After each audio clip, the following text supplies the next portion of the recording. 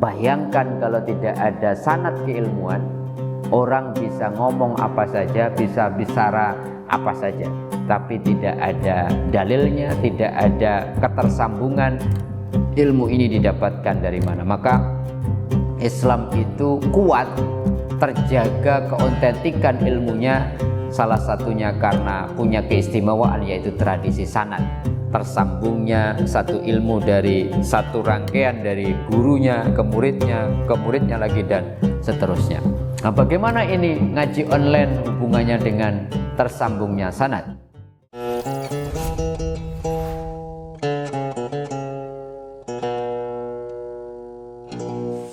Assalamualaikum warahmatullahi wabarakatuh. Alhamdulillahirabbil alamin. Allahumma sholli ala sayyidina Muhammad wa ala ali sayyidina Muhammad. Rabbi shrah li sadri wa yassir li amri wahlul 'uqdatam min lisani yafqahu qawli, amma ba'd.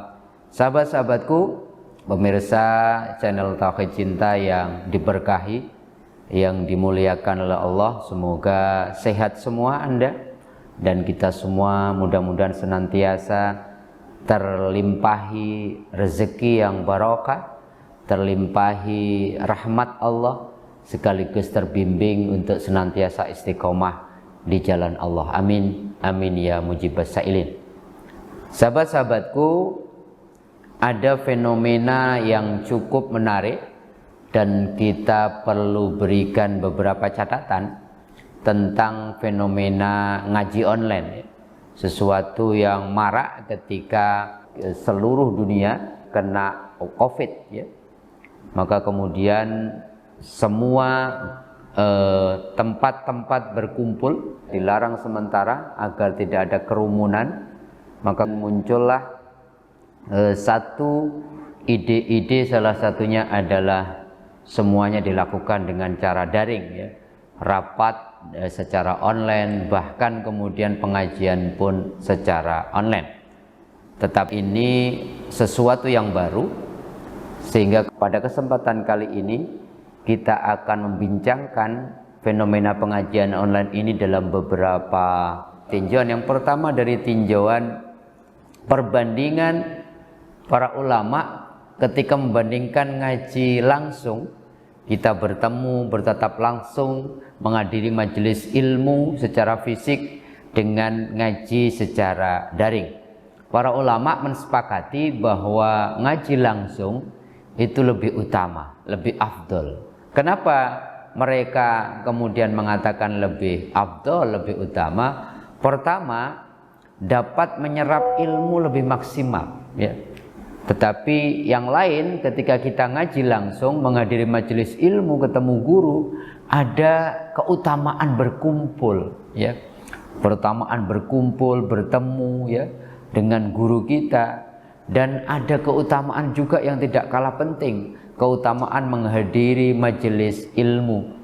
Oleh karenanya, Habib Abdullah Umar Asyatiri mengatakan perkumpulan-perkumpulan majelis zikir, majelis ilmu itu ada rahasia agung yang tidak bisa dijelaskan secara rasional dalam konteks secara fisikal. Tetapi menghadiri majelis-majelis zikir, majelis ilmu ini, Masya Allah. Bahkan kan dalam sebuah hadis, kalau orang berkumpul, kemudian mereka membincangkan agama, membicarakan Al-Quran, mendiskusikannya, maka malaikat akan Allah datangkan untuk menemani mereka. Allah kirimkan ketenangan, Allah kirimkan keberkahannya, dan Allah membanggakan majelis-majelis ilmu seperti ini. Bahkan ada yang mengatakan bahwa ilmu yang kemudian didapatkan secara langsung dengan menghadiri majelis-majelis zikir dengan tidak daring itu akan apa, ya? Akan lebih kena, akan lebih mantap, akan lebih menancap misalkan dibandingkan dengan daring. Karena dengan bertemu guru itu ada energi, ya. Ada apa, ya? Ada keberkahan. Kita bisa musafahah, mencium tangan guru-guru kita dan sebagainya. Jadi perbandingan ngaji langsung sama ngaji daring itu dalam beberapa hal para ulama menyimpulkannya lebih utama. Yang kedua dari sisi pahala, apakah ketika kita ngaji online itu dapat pahala seperti kita mendatangi majelis-majelis zikir, majelis-majelis ilmu secara langsung? Para ulama sepakat bahwa dari sisi pahala dua-duanya mendapatkan balasan, mendapatkan reward, mendapatkan pahala dari Allah.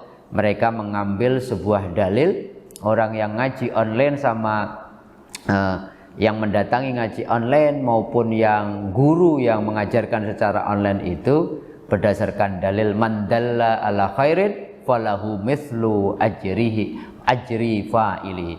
Barang siapa menunjukkan, mengajarkan satu kebaikan, maka orang tersebut akan mendapatkan pahala yang sama bagi siapapun yang mengamalkannya. Ini menarik, yaitu dari sisi pahala ternyata orang yang ngajar secara langsung maupun yang ngajar secara online itu sama-sama mendapatkan pahala. Tetapi selain dari sisi pahala, ada satu yang menarik yang disampaikan oleh Syekh Yusuf Khattan Muhammad ketika beliau menulis Al-Mausu'ah Al-Yusufiyah, mengatakan selain pahala tetapi bertatap langsung, menghadiri majelis ilmu secara langsung itu menurut beliau itu menjadikan ilmu kita tambah berkah. Selain itu mereka akan mendapatkan pancaran rantai sanad keilmuan dari gurunya yang terpancar langsung ketika kita mendatangi guru. Yang itu saya kira menjadi berbeda ketika kita kemudian mendengarkan lewat media online. Itu yang disampaikan oleh Syekh Yusuf Khattan Muhammad dalam kitabnya Al-Mausu'ah Al-Yusufiyah. Yang ketiga, ini problem yang saya kira menjadi perdebatan penting Apakah pengajian online itu dilihat dari sudut tersambungnya sanad keilmuan? Maka kemudian ada istilah ijazah online. Apakah ketika kita ikut pengajian guru kita, gurunya misalkan dari luar negeri, kita ikut pengajian online, bagaimana ini ketersambungan sanadnya? Karena sanad ini penting, sahabat-sahabatku, pemirsa channel Tauhid Cinta. Bahkan Abdullah ibnu Mubarak dalam kitab Muslimnya mengatakan al-isnadu minad din. Jadi sanad, ketersambungan keilmuan antara guru dan murid itu, yang disebut sanad itu bagian penting dari agama, kata Abdullah ibnu Mubarak. Karena apa? Kemudian beliau mengatakan falaulal isnad, bayangkan kalau tidak ada sanad keilmuan, orang bisa ngomong apa saja, bisa bicara apa saja, tapi tidak ada dalilnya, tidak ada ketersambungan ilmu ini didapatkan dari mana. Maka Islam itu kuat, terjaga keautentikan ilmunya, salah satunya karena punya keistimewaan yaitu tradisi sanad, tersambungnya satu ilmu dari satu rangkaian dari gurunya ke muridnya lagi dan seterusnya. Nah, bagaimana ini ngaji online hubungannya dengan tersambungnya sanad? Syekh Thohir bin Saleh Ad-Damashqi itu mengatakan ada 8 metode seseorang itu mengambil riwayat hadis sehingga disebut sanadnya nyambung. Yang pertama yaitu mendengar dari guru. Yang kedua membaca di hadapan guru. Yang ketiga pemberian ijazah. Jadi ada seorang guru memberikan ijazah, saya ijazahkan, saya ridho ilmu ini saya ajarkan kepada kalian. Sehingga kemudian biasanya kita mengatakan qabiltu, kami terima ijazah Anda wahai guru. Yang keempat pemberian riwayat, jadi guru memberikan riwayat kepada muridnya. Yang kelima itu berkirim tulisan, jadi ada seseorang murid berkirim tulisan dan kemudian mengkonfirmasi apakah benar ini ilmu yang Anda ajarkan. Itu juga bagian dari metode mengambil riwayat hadis. Yang keenam pemberitahuan guru, ini menarik, guru langsung memberitahu kepada muridnya, itu juga bagian dari sanad. Yang keempat wasiat tulisan, jadi gurunya berwasiat kepada orang-orang, pada murid-muridnya, itu juga bagian dari metode periwayatan. Dan yang 8 adalah wijadah. seseorang menemukan tulisan gurunya. Misalkan gurunya sudah wafat, tiba-tiba ada manuskripnya, tulisannya yang belum pernah diajarkan, itu kita temukan, itu juga bagian dari tersambungnya sanad. Oleh karenanya, dari 8 metode ini, pengajian online itu hubungannya dengan tersambungnya sanad keilmuan masuk pada periode metode pertama, yaitu as-sama atau as-sima, yaitu kita mendengar dari guru. Jadi mendengar dari guru itu ternyata sudah termasuk metode kesanatan tersambungnya sanad, walaupun kemudian bisa 2 macam. Mendengar dari guru itu bisa langsung datang menghadiri guru, atau mendengar dari guru itu lewat media online, yaitu pengajian online lewat internet dan sebagainya. Oleh karenanya tidak heran Al-Habib Umar bin Hafid, yang kita tahu seorang ulama terkenal dari Yaman, mengatakan pengajian online itu sudah termasuk sah, ya, ketersambungan antara seorang guru dan murid. Artinya apa? Tidak ada problem lagi. Maka ketika fenomena pengajian Gus Baha gitu, ada orang yang nanya, Gus gitu, walaupun kami ngikut pengajian Gus secara live lewat internet, itu mudah-mudahan Gus sudah ridho bahwa saya mengambil ilmu dari Anda, dan mohon Gus secara online ini secara serempak Gus kemudian menyatakan mengijazahkan ilmu itu kepada kami semua, siapapun yang mendengarnya. Jadi kesimpulannya, tidak ada masalah dengan pengajian online, ketersambungan sanad juga tidak ada masalah. Yang paling penting apa? Ada ikatan batin, tetapi sekaligus juga ada kita mendengar langsung dengan metode yang macam-macam sesuai dengan konteks zamannya.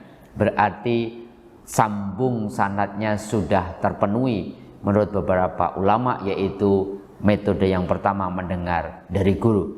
Kalaupun ada perbedaan, mungkin tadi perbedaan pada lebih utama yang mana. Lebih utama tentunya yang mendatangi langsung, selain dapat berkah, dapat bersilaturahmi, menyerap ilmunya lebih maksimal dan sebagainya.